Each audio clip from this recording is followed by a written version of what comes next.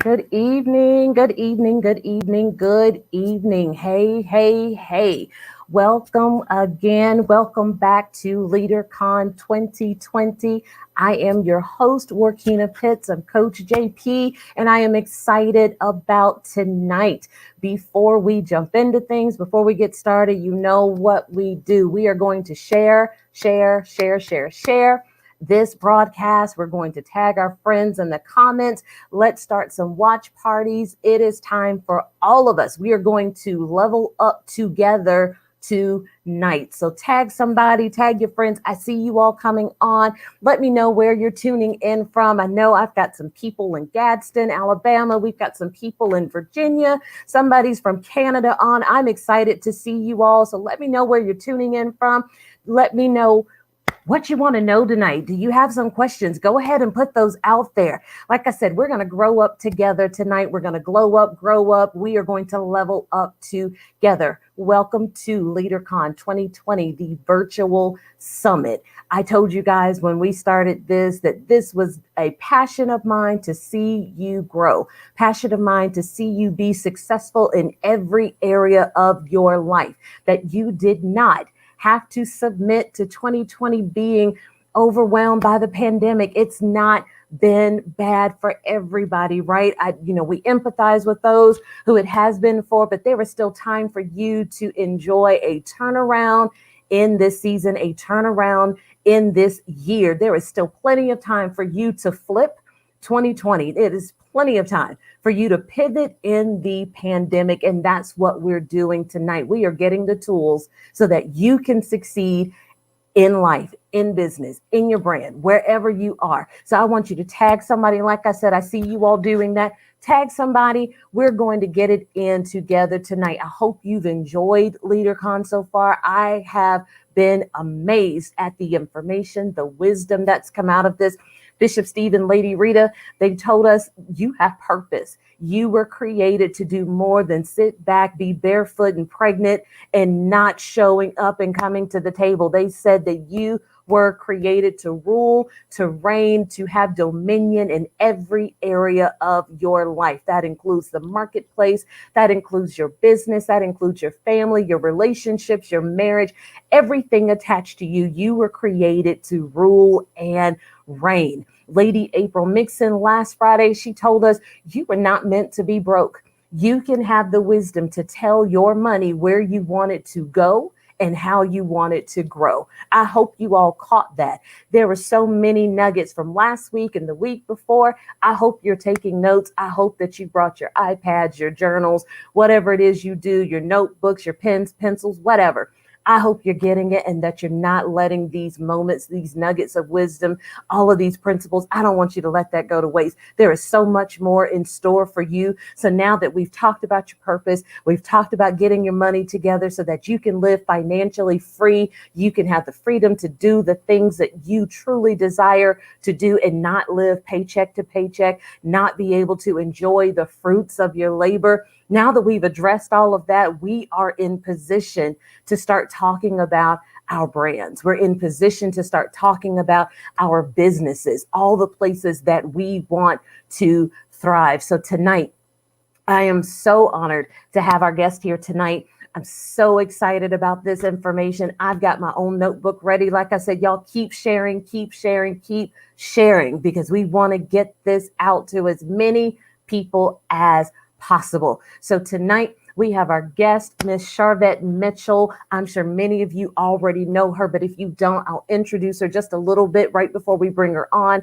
She works with entrepreneurs to help them build their online platform so that they can generate more revenue with an amazing personal brand. She does this in a couple of ways by focusing on visibility and marketing with one-on-one consulting, group coaching programs, web design services. How many of us need that? Social media coaching, conferences. She is a graduate of Virginia Commonwealth University with a Bachelor of Science in Marketing. For over 12 years, she's hosted the weekly internet talk radio show, The Sharvette Mitchell Radio Show. She's been on CBS 6, the CW Network, featured in publications such as the Huffington Post, That's my heart. These are places that I plug into. She is a visionary author of book collaboration Propel, the Essential Handbook for Emerging Women in Business and Leadership, and the book collaboration Pour, The Secret Effects of Serving and Giving in Business and Leadership. And you can find out so much more about her on her website,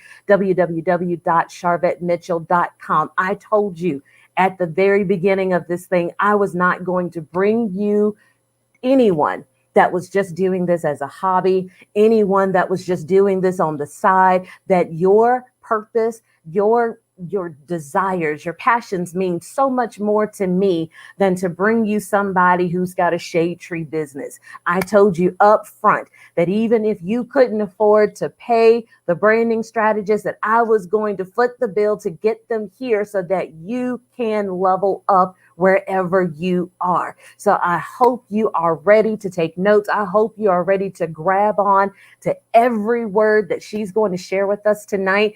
Like I said, her resume speaks for itself. So you've got an expert before you. I want to see your comments. I want to see you put up your questions. We're going to talk. We're going to flow. But like I said, this night is for you. It's for me too. So I got my notebook ready. So without further ado, let me bring on Sharvette Mitchell.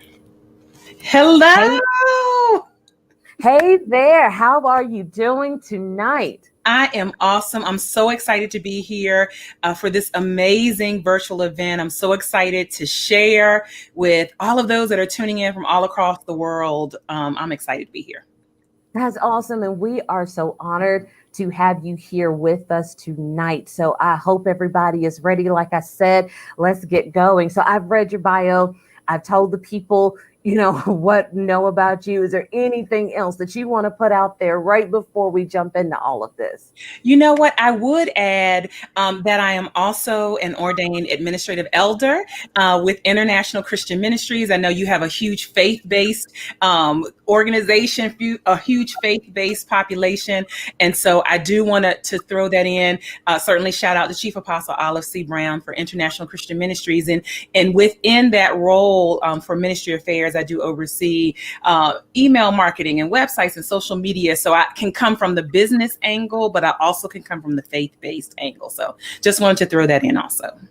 I think that is so important. And we're going to get into that a little bit as we go through the questions, because there's misconceptions out there about how to have appropriate branding. And I don't think enough of us understand how important it is. So we're going to get into that. I don't want to get ahead of myself, but I'm so glad that she threw that out there. Okay, guys. So like I said, now is the time. Go ahead and share. It is time for us to kick this thing off. So Sharvette, let's talk about branding, personal branding. Can you tell us what is that? Let's just start there. What is personal branding? You know what, Lady Pitts, it's so tricky, this particular topic, because the term has evolved over the years. It used to be just your logo or just your colors, but now we have a more fuller understanding of the brand. And so the way that I like to break it down is that really, what are you known for? What are you known for? We know McDonald's for fast food. We know Coca-Cola for whatever. We know Nike for whatever. But really, when you start, what are you known for personally? Your personal brand, even a ministry brand, and then certainly a business brand. What are you known for? And how we get to that is really two things: visibility and consistency. So if you're thinking, what is really the core and the undercurrent for brand, personal brands or any kind of branding, is really around visibility and consistency. So let's think about a 3-year-old child who cannot read or write, but when their mother or father drives past McDonald's, they start screaming and hollering and having a tantrum because they want chicken nuggets and they cannot read or write. But what has McDonald's been doing? They've been visible. We consistently see them every few miles, and they are consistent. So if you buy fries in Texas, they're going to taste like the fries from McDonald's that you buy in Wichita, Kansas. So what do you bring to the table? What are you known for? And then what are you consistently delivering that people can say, hey, I know they are good at this, or this company is good for this. That's my terminology for branding and personal branding. I like that. And I got that. I wrote that down. Visibility and consistency. Yes. Those are two elements that we need to focus on when we're talking about personal branding. So if you are not visible to the audience, I believe that you're trying to attract or get business from, then we've failed already because we're Yes. not executing enough or correctly. And then maybe you're visible, but you're not consistently visible. See, you all So in my notes already. Lady Pitts is all in my notes already. listen, I am a student. I said I came here. I'm going to help facilitate this, but this is for me too. So making sure I understand when I leave here, first things first, when we start taking this wisdom that we're getting tonight, let's go ahead. These are actionable steps already. When you leave here tonight, you know, number one, if nothing else, you've learned that you need to be visible. And you've learned that now that you need to be consistent with that visibility. So you've already got 2 steps in Central Standard Time at 7:12. So we got 40 minutes left. So like I said, I hope you're taking notes and I hope that you're sharing this with people because this is already good. This is already good. And if you're just tuning in, again, I want to welcome you to LeadHerCon2020, the virtual summit. We are talking tonight to the first lady of online strategy. That's what I'm dubbing her. This is the first lady of online strategy, Lady Sharvette Mitchell. We are honored to have her here tonight. So we've got that visibility and consistency. So can you tell us what's not personal branding? Because we loop some things in sometimes that really have nothing to do with branding. We get a little confused. So what's not something that's part of personal branding? Well, really, so when you think about what's not included, the things that you don't want to be known for, really. And so the way that I want to answer this is a lot of times people will have this notion of, I'm supposed to have 7 streams of income. I'm supposed to have all of these irons in the fire. The problem with that is if you're doing 7 different things starting out, most people, if we go back to the definition and what we talked about branding, what are you known for? Most people don't know you for 7 different things. And so that is not branding. When you come out of the gate, that is not branding. To step your toe into a whole lot of things. What you want to be doing is getting really clear on what you do well and execute that one stream, if you will. If you want to talk in the terms of streams, execute that well. When you try to do a lot of things at one time, you're not really establishing a brand at all because people don't know. One day you're selling hair, the next day you're doing taxes, the next day you're watching children, as I heard a friend of mine say. And so then no one knows what you do. That is not branding. I like to bring up the example of Oprah.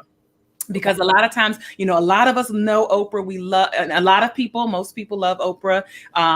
And when we look at Oprah now, of course, she has the network. She has the partnerships with Weight Watchers. She has the book club. She did the tour around. But when Oprah started, she started with the show. That's all she executed on. And her brand got established and attached to the show. And for her being a media person, then she opened up and did the other things. So that's what I'm going to say is what it's not is a whole lot of different things. Get real clear on some core things, and then you can add to it. That's another good several points. So let's go back.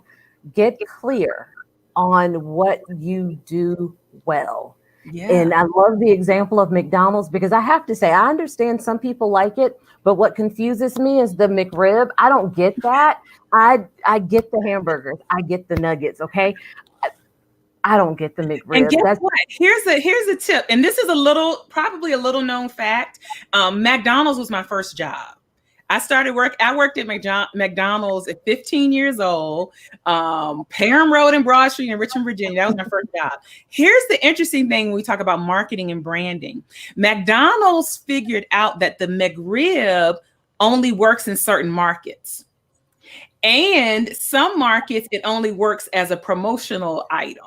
So, so that's actually even a marketing branding lesson, even though you might say, and I'm not one that's going to go buy a McRib, but they have figured out from a marketing and branding, some markets that McRib works all year long. Some markets it's not going to work at all. And some markets, they bring it in as a special and they pull it out. So.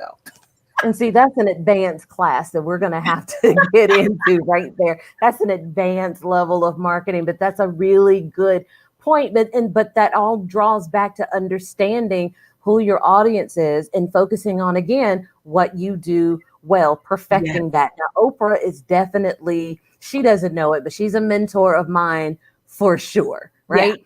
Don't agree with all of her world views, but as far as her business model, yes, I certainly appreciate her journey, and she is definitely a great virtual mentor in that space to really glean from how she's handled business. Like you said, she started with the show, and then as she got more notoriety, Oprah was writing books, and then she was doing, branching out a little bit more. We're doing conferences, we've got magazines, and she's got apps, and now we've got these partnerships, but it all centered on really perfecting that initial craft. Bingo. Really perfecting and zeroing in on what her personal brand was, and then it really grew from there. And so that's a good takeaway for all of us. Make sure that we get clear on what it is that we do well before we start saying, like you said, we're babysitting kids one day, we're selling jewelry the next day, and then I want to write your resume the next day and all of that. We don't know who you are, and it feels like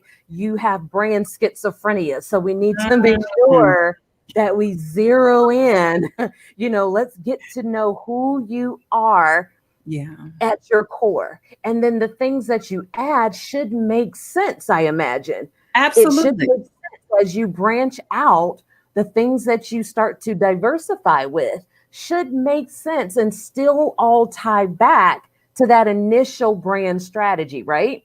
Exactly. And definitely in the emerging space. Now, once you become a bigger or larger company, then yes, you can stand up a totally separate business, but that's making sure the first business and brand is secure and scalable and all of that before you move to a totally different brand.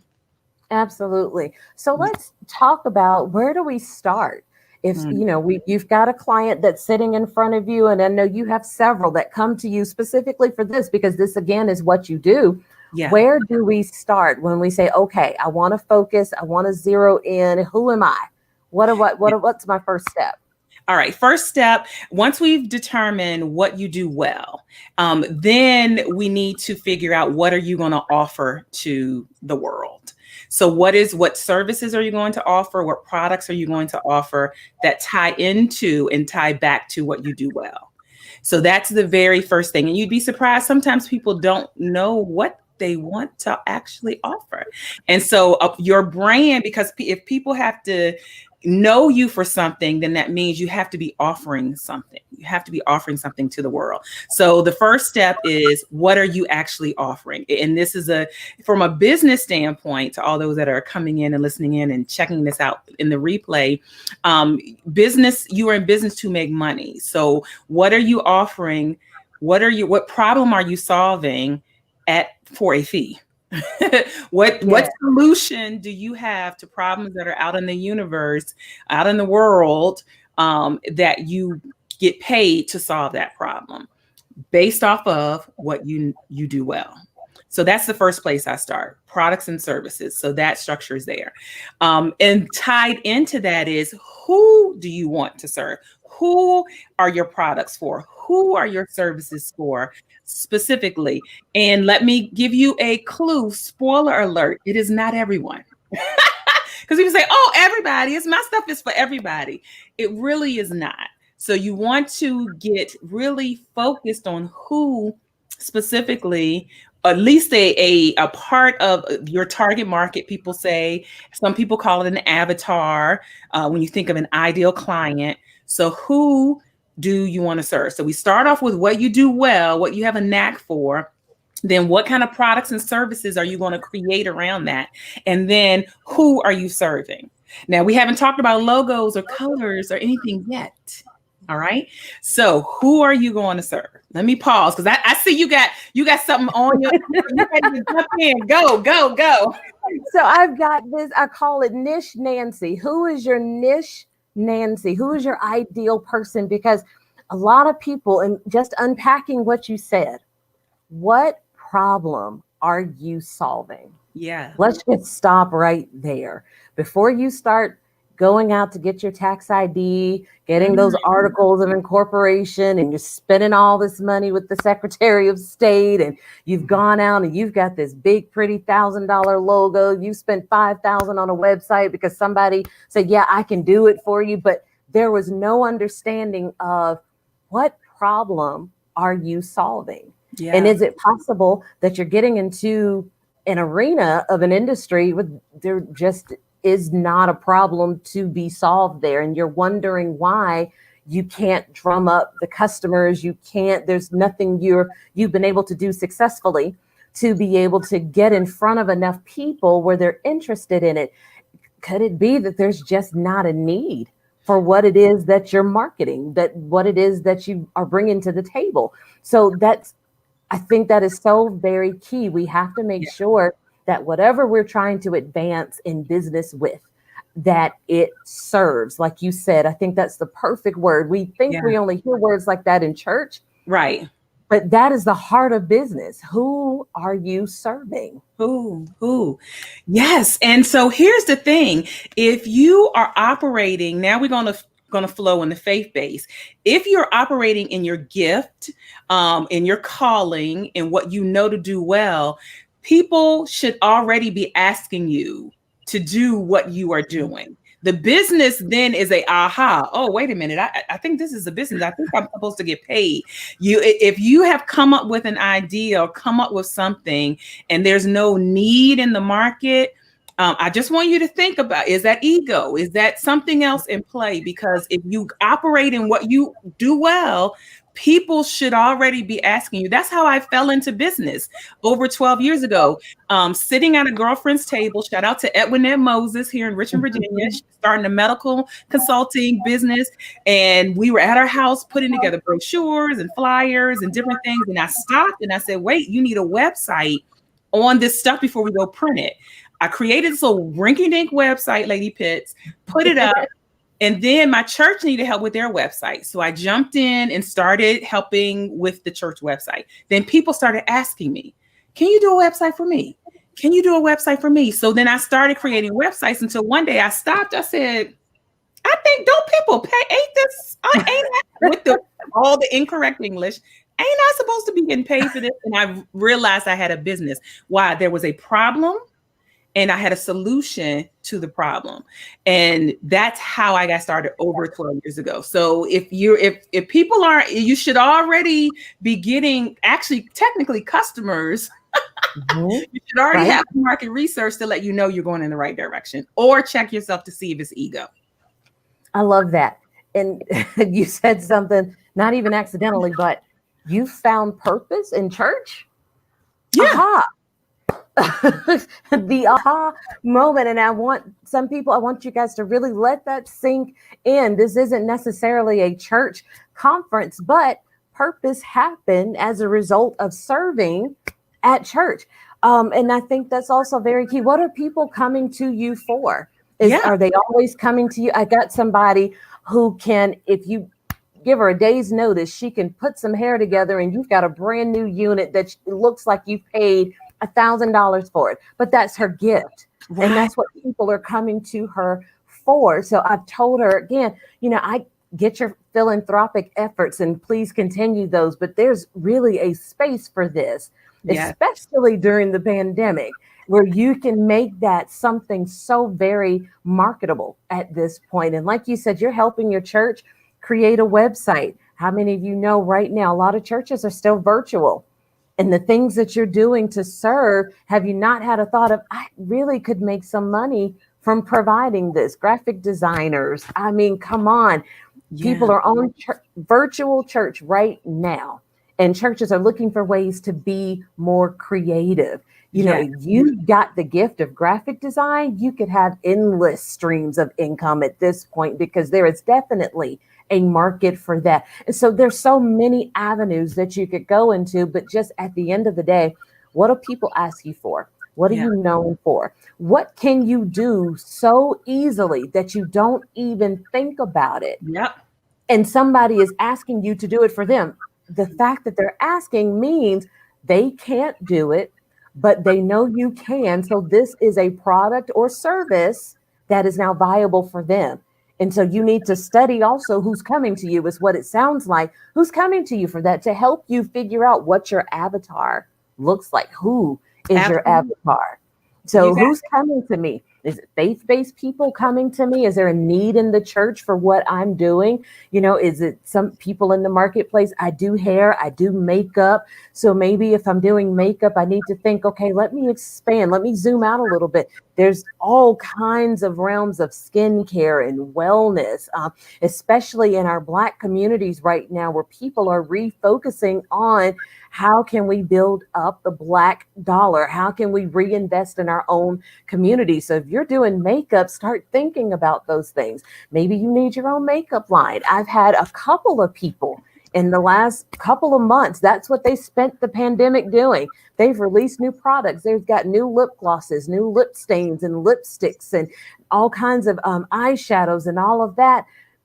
Didn't even take a lot of startup money to get it going. It was just an idea that happened to, you know, take root. And here we are, ta-da.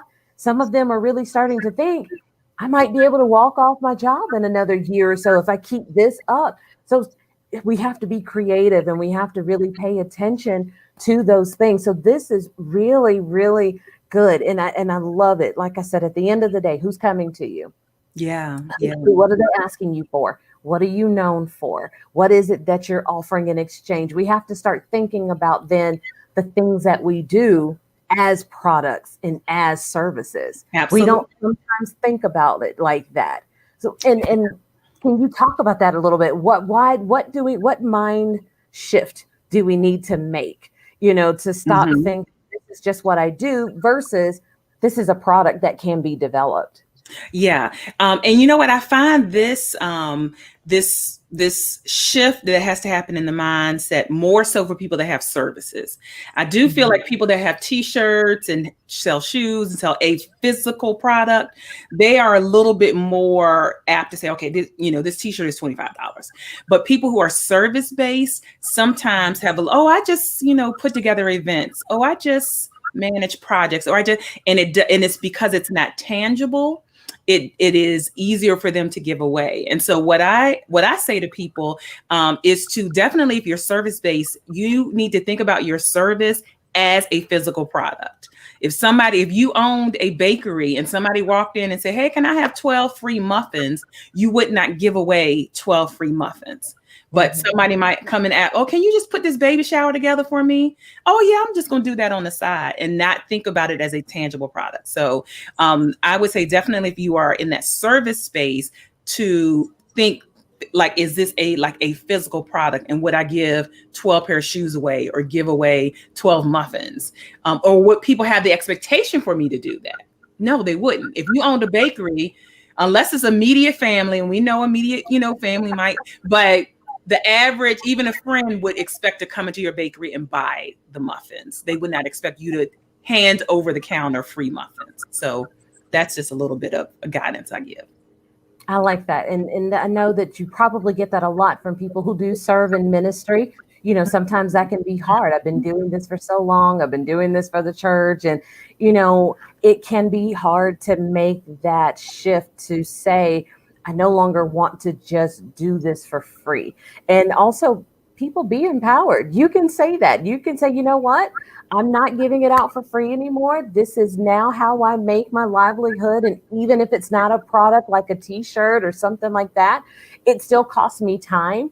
I still have to invest in myself in terms of development, learning the craft and staying up to date with what the craft is.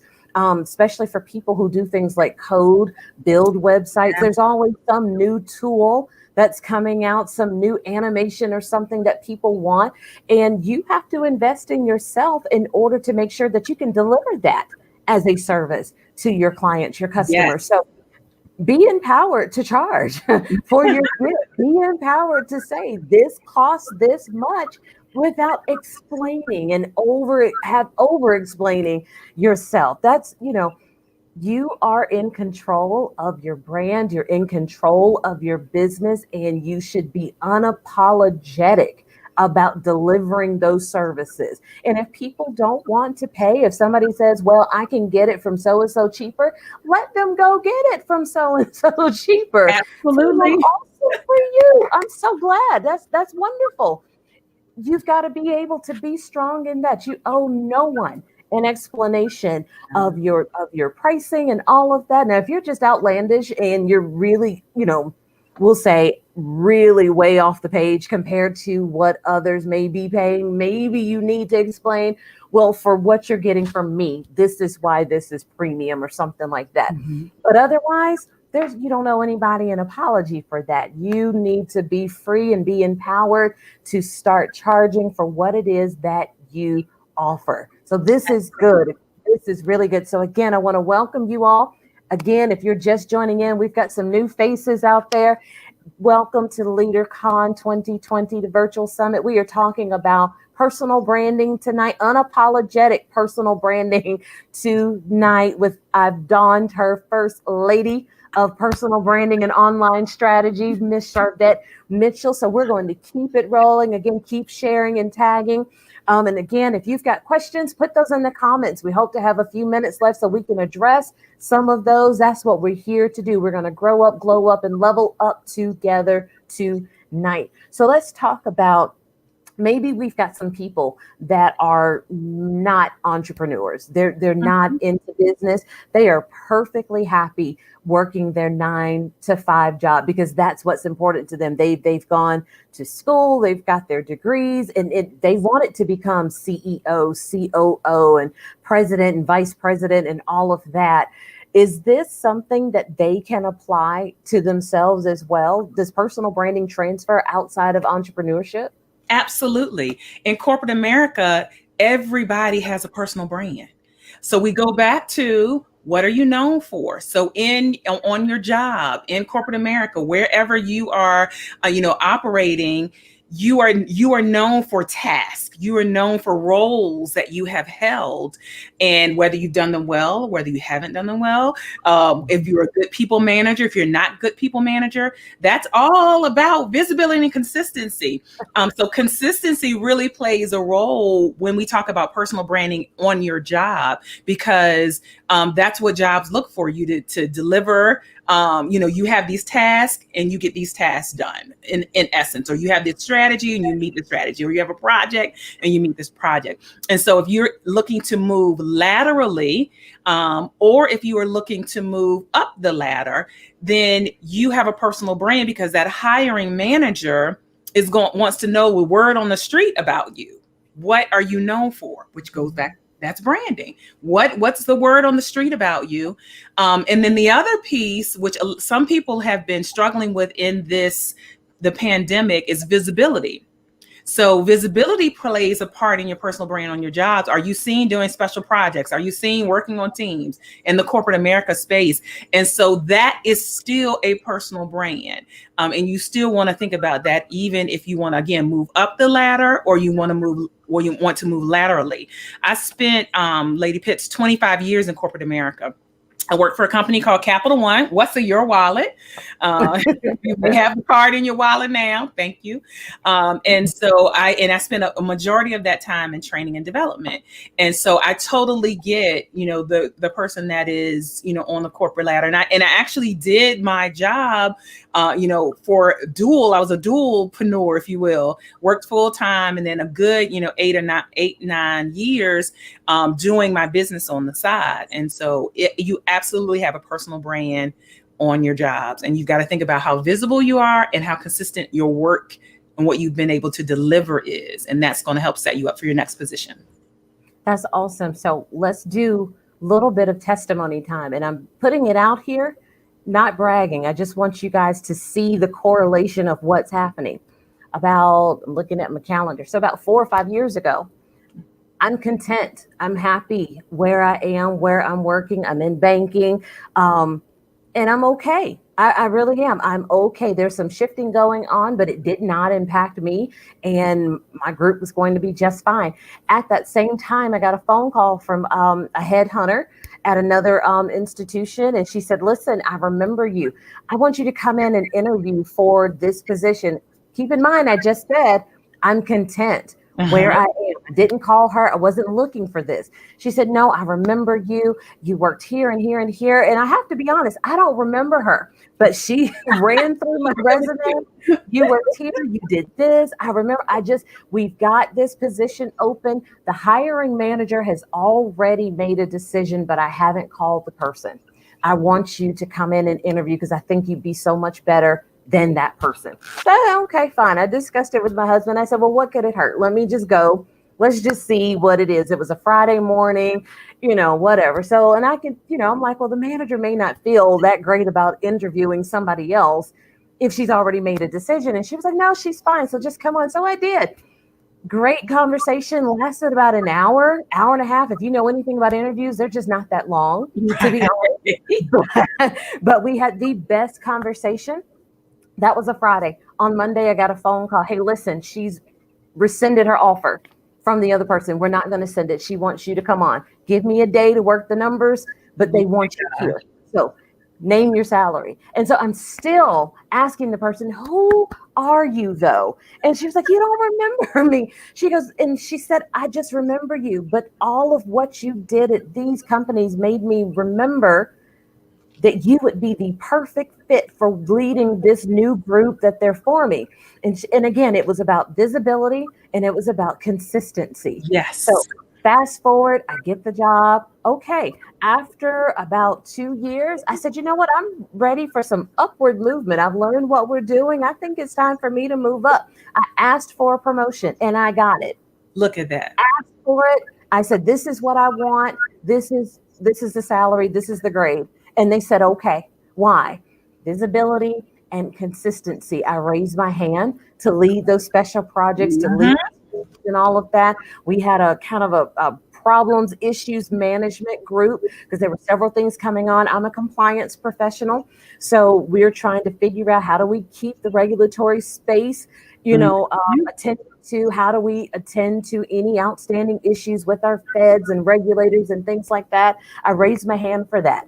And so because I raised my hand to work with those teams, to take on projects that I knew absolutely nothing about, okay, willing to learn on the go, willing to put myself out there to say, "You know what? I'm smart enough to figure this out. I'm willing to raise my hand for this."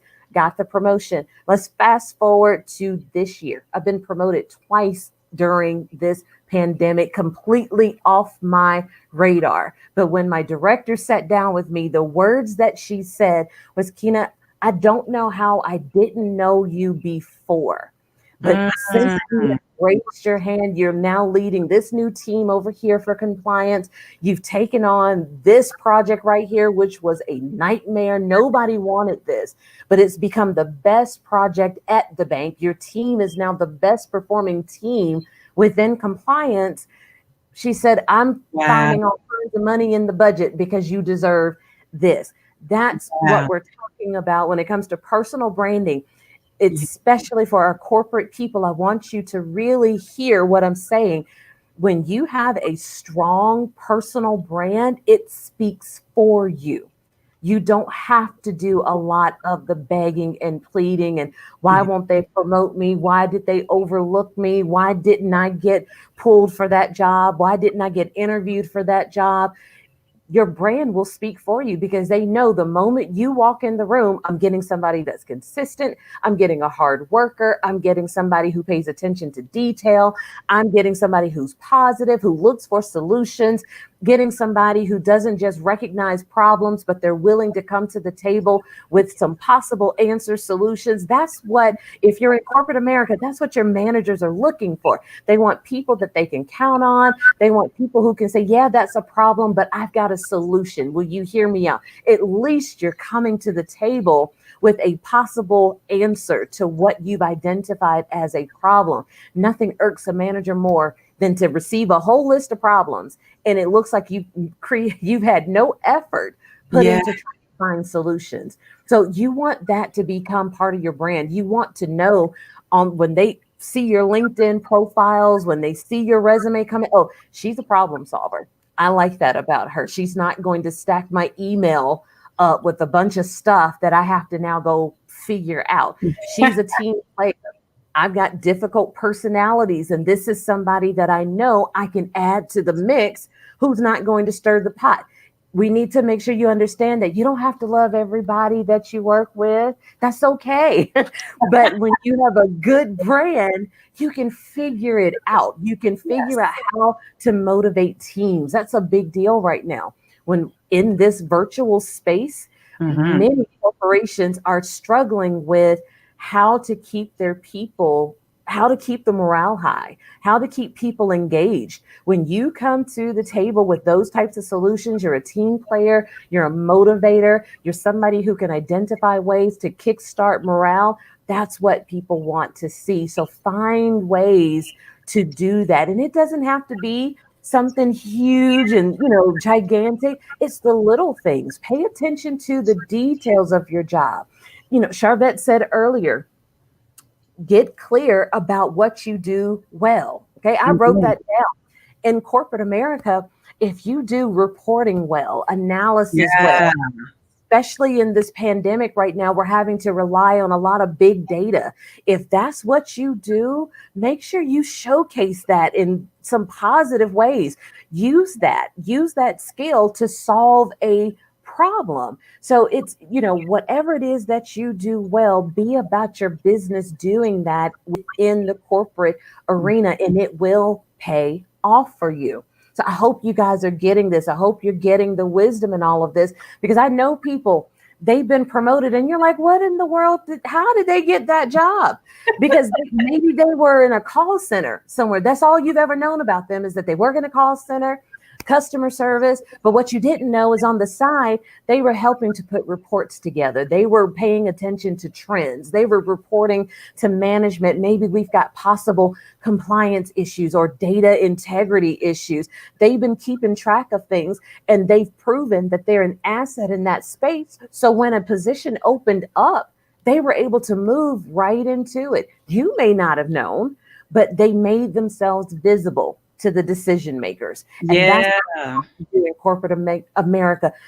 You've got 200, 300 people in your department. If you work at an institution as large as mine, an international one at that, it's easy to just be a face in the crowd. But if you make yourself visible, you raise your hand for those projects, you're willing to learn and step out of your comfort zone, then you can make yourself valuable. Make it so that they don't have a choice but to promote you, but to keep you, because it costs money to lose good people. So I promise you, your company will make the investment if you prove to them your value. So I hope you guys are getting that. And that's the same thing with your business. People will invest in you if they can see your value. Absolutely. Maybe I can get $100 website, but does that value compare to maybe $1,500, $5,000? That sounds large to a lot of people, but when you compare what you're getting, the value of what you're getting, the support that you're getting, does it include ongoing changes? Do you have to go back and pay ad hoc, for everything that you need, or will you have some type of lifetime support or whatever? You have to start thinking about it. Not everything is apples to apples. So I want to take a second to go back. So let's say we've had a brand catastrophe. Okay. Especially in corporate America, you got caught up in the wrong thing. You're arguing with the wrong person, or you had an integrity issue, something like that. Is it possible to bounce back? Are there steps that we can take to correct a brand catastrophe? Yeah, you can always begin again. People, our memory, people are forgiving over time. And so you can always begin again. And what will happen is your work will speak for you. So get really focused on what you do well and keep doing that well, because then the work will speak for itself. If you have opportunity to do some special projects and things that you mentioned, again, for the visibility of your brand in front of decision makers, because a lot of times, we might make things emotional about an emotional situation, but in corporate America or in business, it's about the dollar. So you might have some people say, well, okay, there might have been some mishaps, but they nailed that last few projects, or their meeting, their sales team is exceeding everybody else. You can't argue with the numbers. And so you can always begin again and get really clear and focused on delivering great work consistently, and then see where you can raise your hand to step up and showcase yourself in front of influencers and decision makers. I like that. That's a really good point. Just get consistent again. Yesterday happened, it happened. But now you can perform steps to move yourself, your brand forward. Yeah. Heads down, make sure you're taking care of business, pay attention to the details. You can begin again. I like that. So there's no branding issue that's going to cause you to never live again. You may have to switch up companies. Okay. Right. Maybe, because sometimes we can't overcome culture. That does happen. There are times we can't overcome culture. So you may have to be prepared to make some pretty big moves, but you can begin again, and you can begin to build those relationships again to get in front of the decision makers, and don't be scared. One thing as women that we tend to do, more so than our male counterparts. And I've done some research on this. I don't know if you guys, I'm sure you've heard Sheryl Sandberg, her book, Lean In. Yeah. One thing that women do that our male counterparts tend not to do as much is we'll look at a job. And we'll look at a job description, and it's got 45 qualifications, right? You need a degree in this, you need 25 years of this, you need this, that, whatever. Women will look at that, and we will see these 25 qualifications, and we meet 23 and decide not to go after it because of those 2 points. Whereas a male, it is proven, the research shows, a lot of times they don't even read the job descriptions. They get a general feel of what it is, but they know they want it. So they prepare and they go after it. They are not in any way scared. They're not in any way hindered or intimidated by those job descriptions. So if I can tell you guys anything, especially for those of you who do work in corporate America, you work in the marketplace and that's where you want to be, take the leap of faith. If that's something you're passionate about and you believe you can do that job, regardless of what those points say, raise your hand. I promise you, it will pay off at some point. You may not get the first one, but you have got to be unapologetic, and you've got to be fearless and relentless when it comes to those positions in the marketplace. Because again, somebody else is dictating how many of those positions are available. How many people can we bring on like that? So I wanted to make sure to plug that in there. Do your research. Can I just add, Lady Pitts? Can I just add? Please. You might be looking, saying, well, I'm not qualified, or I don't know. But let me just give you a secret. Most of the people probably managing you, directors, they're just figuring it out as they go. Quite a lot of them. I remember before I left corporate America, sitting in a meeting, and I was listening to the questions that were being asked, and I said, they don't know what they're doing. They don't know what they're doing. And we will hold back because we, like you said, we want to check the 23 off, where other people will just jump in and say, I'm going to build this plane as I fly. But we will hold ourselves back. So I just wanted to kind of throw that in. Probably the people managing you, directing and above, they are figuring things out as they go. Absolutely. So that's a good point. And I can tell you personally, I have had several managers tell me, no, I don't know how to do your job, but that's why I hired you, because you do know how to do it. Yeah. Think about that. The person you're reporting to says, I don't know what you do. I don't know how you do it, but I hired you because I know that you know how to do it. So then that makes my life easier because Yeah. now they don't have to perform that task or function. So that's good advice. Raise your hand anyway. So as we're winding down, can you give us some examples? Because I like, imagery, and people are sometimes visual learners, and visualization is really key when we're talking about branding. Who would you say is killing the branding game right now, especially in our community, people who look like us? Are there any examples that we can say? We talked about Oprah, we talked about, McDonald's, right? Incredibly visible, and they're very consistent at their strategy. Who else can we look to for those kind of models? Yeah, so there are so many, and we could talk in a lot of different genres. But one company I would tell people to look at, that's not she's definitely a small business, but she's killing the game. And the company is called Honey Pot. And you might remember Honey Pot because they were featured in a Target, African-American young lady who does feminine products. She was featured in a commercial in Target, and there was a whole lot of hubbub. But before she was featured in the commercial in Target, her product's been selling out. I found out about her like last summer. And so look at her Instagram, even she'll do Instagram lives. I think that's just a really great example. And here's the thing, Target didn't blow her up. She was already blown up. Target saw, okay, this product is selling off the shelves. We need to attach and highlight her. But she's an African-American owner. The story of why she started the feminine products is very powerful. So connecting, she does a really good job. When you read the story of how the product even came about, she's relatable. And I feel like that's a really great brand. If you want to go, again, Honey Pot, they're on Facebook, they're on Instagram, and African-American woman that's running this. There's also another brand called Mess in a Bottle. Kind of like message in a bottle, but MESS, Mess in a Bottle. African-American young lady out of Baltimore, just opened up a showroom, but has been doing very wildly successful online with a t-shirt brand and messages on a t-shirt. And then the t-shirts come in a bottle. So Mess in a Bottle. So I think that is a great brand. And then the last one that I'll say is a young lady from Richmond, Virginia. And her name is Sharice Jones, and she owns Sassy Jones Boutique. shopsassyjones.com.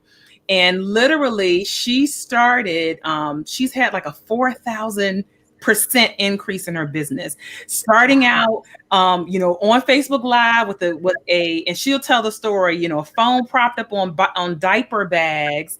And now she's millions in jewelry, online boutique with jewelry, amazing brand, and it's somebody touchable in the sense of, you can actually see her journey. And so I would say that would be a great brand to follow and to look at as an example. Sassy Jones, Shop Sassy Jones or Sassy Jones.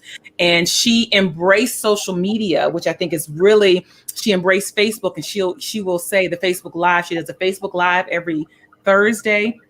And that pushed the trajectory of her business leaps and bounds. And so I think that's a great case study for us to look at. That's awesome. And I definitely will be checking out each of those. So as we wrap up, I want to thank you again for being here tonight. Is there anything else that you want to tell the people, any nugget that we need to make sure we hold on to for personal branding? Yeah, there's a book I read by Lamar Tyler of Traffic Sales and Profits, and the title is The Gatekeepers Are Gone. And so I just want to encourage those that are listening and watching and viewing that the time that we're in is an optimal time for you to step out. Again, if you want to do full-time business, that's fine.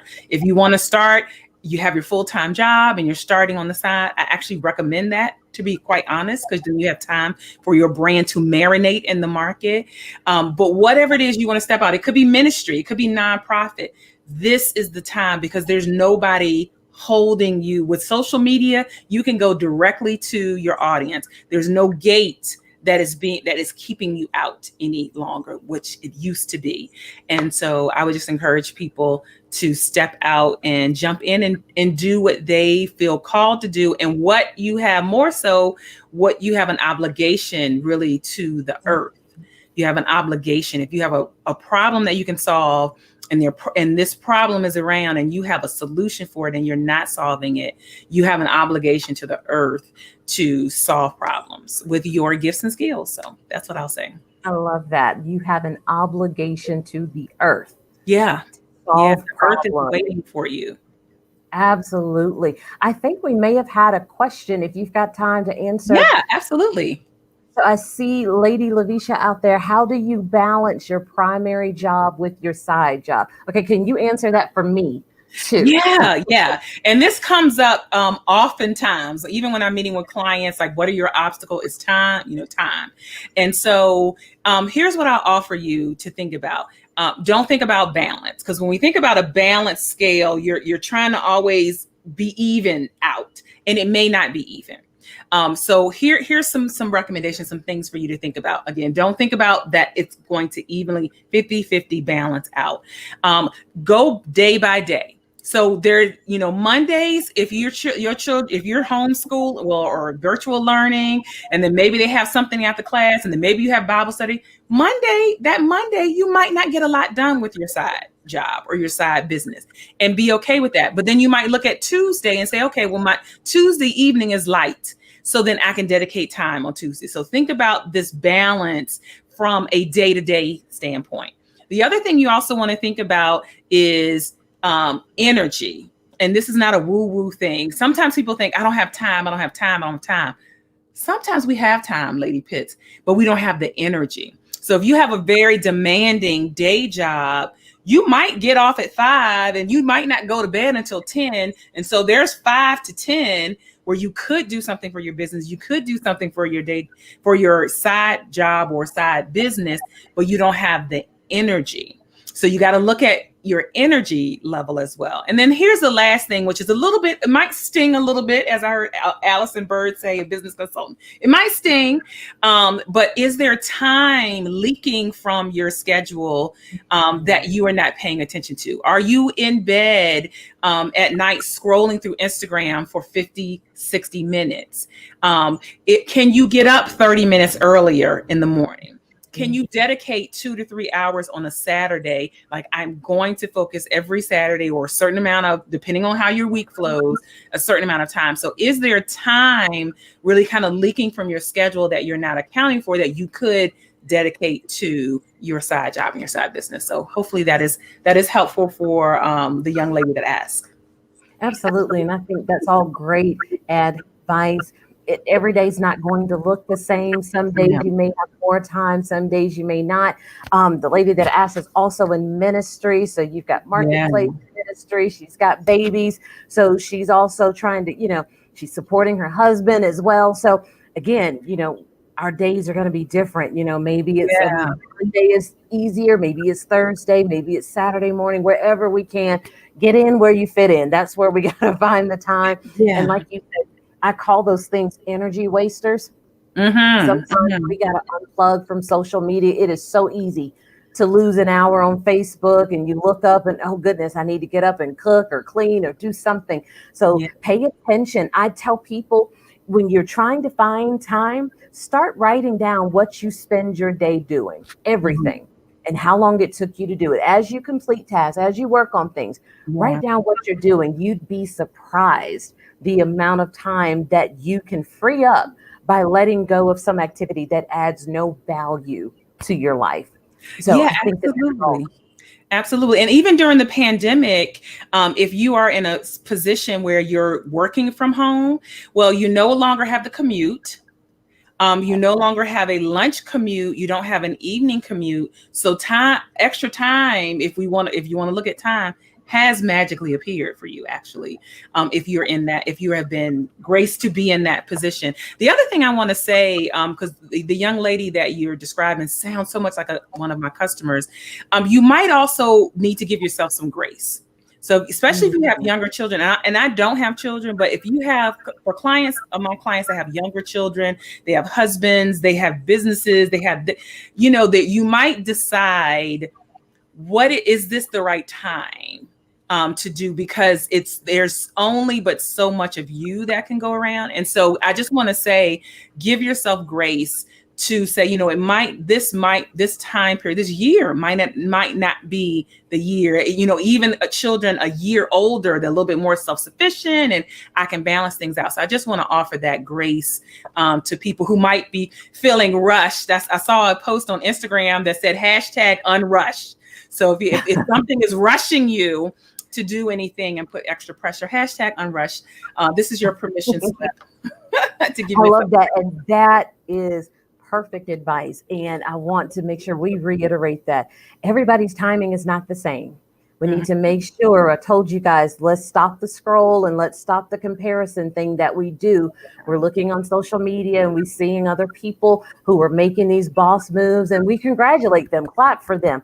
And you may be called to do the same thing, but is it quite the timing, the season for you to get involved into some of those things? There's something that was offered to me last week and it excites me beyond what I can describe, but I don't have the space for that right now. So I said, if that opportunity is there next summer, that's a long way away. But I know that there are other things that I have planned between now and then that I've got to do first. And so if that opportunity is there, say next June, July, I'm all about it. But I've got to do these other things first. And I have to be okay with that. Again, stop comparing our lives to other people. Everything will happen in its timing. I'm a firm believer in that. For everything under the sun, there's a time, a season, there's a purpose. So we need to make sure that we are moving in those timetables that match our purposes specific to us. So I think that's all the questions that was out there. I think a lot of people wanted to ask that. I can tell by some of the comments that was what everybody was like, how do I fit it all in? Sometimes you can, sometimes you can't. Some things it's not a no, it's just not yet. Yeah. And it's as simple as that. So guys, again, I have had a blast tonight. I have taken, let me show you my notes. I've taken so many notes tonight because I came ready to learn, to absorb, because I needed this too. I hope you guys got the same value, if not more, out of it. Sharvette, how do people reach you? If they want to work with you, they are ready to get started. How do people connect with you? Yeah. So right on the screen, SharvetteMitchell.com. My name, SharvetteMitchell.com, will lead you to my main website that has all the information you need. I offer a free meet and greet call. So I'd love for you to just schedule a call. Again, Sharvette.com. You can take a picture of the screen or come back to the video and let's just have a call and just meet and see how I can support you. And on SharvetteMitchell.com, you can find out all the information, all the services, books, conferences, all that good stuff is there. Awesome. And let me tell you guys, I have to plug this in. I am a believer. I've talked with her. I'm just about on her calendar. I've already said what we need to do there. So I can tell you, as a personal testimony, even just the call was eye-opening, clarity already just on the meet and greet. So I'm telling you, the investment is well worth it. If you are ready, I encourage you, admonish you. Paul even used the word, I highly beseech you, my brethren, you need to run after this. If this is the time and season for you to do it, if you've got space to commit, because Sharvette is about her business, let's not waste her time. If you've got time, you've got the resources to commit, I strongly encourage you to go jump on her schedule, visit SharvetteMitchell.com and go get your clarity and let's get started. So thank you all again for joining tonight. Thank you, Sharvette, for being here. I really appreciate it and honored to have hosted you. Thank you for having me. Absolutely. We'll be back one more night of LeadHerCon2020 Virtual Summit next Friday night. We'll be back with Juarkena Marie Duff. We are going to be talking about, okay, listen, so we've talked about your purpose. We've got your money together. Now you're getting clarity on what branding is. So let's put it to work. We are going to be talking about wealth strategies, product development.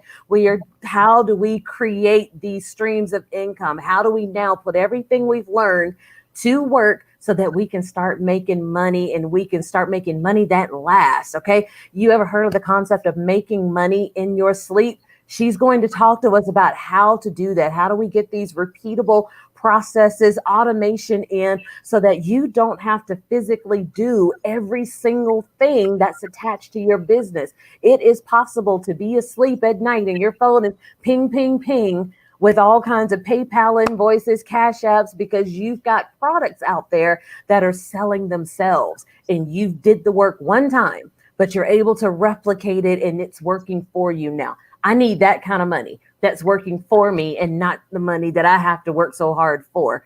Okay. So if you're interested in that, and I'm sure all of you are, we'll be back again next Friday night, 7:00 p.m. Central Standard Time for the final night LeadHerCon 2020 virtual summit. You guys have an awesome night. See you then.